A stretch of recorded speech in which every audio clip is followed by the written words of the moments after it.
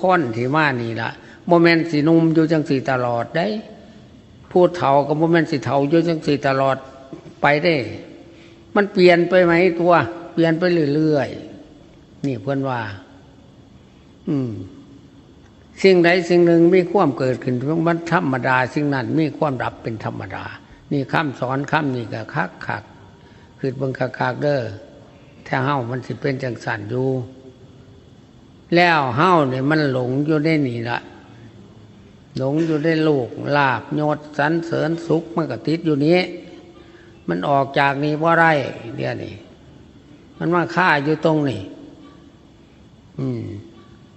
เป็นอย่างพระเป็นสมุทัยนั่นละตัวอยากนั่นละพระเป็นวุ่นวายอยู่คู่มือนี่ก็สมุทัยคือความอยากนั่นแหละอยากเป็นใหญ่เป็นโตอยากดับอยากดีอยากวิเศษวิโสอยากกล่ำหลักด้วยพวกมันนี่แมนเหมือนนี่มันจะพาวุ่นกับพวกความอยากตัวนี้ตัวสมุทัยนี่ละมีวันพระพุทธเจ้าเพิ่นเปลี่ยนหนีนี่มันทุกข์กากิริยาถ้ามันเกิดทุกข์เพิ่นว่าสันตัวม้วนนี่อันนี้ก็ว่าไปซื่อๆได้นี่บ่ได้เทศได้นี่เด้อมึงจะบ่ตั้งหนนะโมตัสสะเอาว่าแล้วก็สิเศร้าได้เพิ่นมาเทศมันสิเสียเวลาเนาะอาละตัวนี้ก็พอควร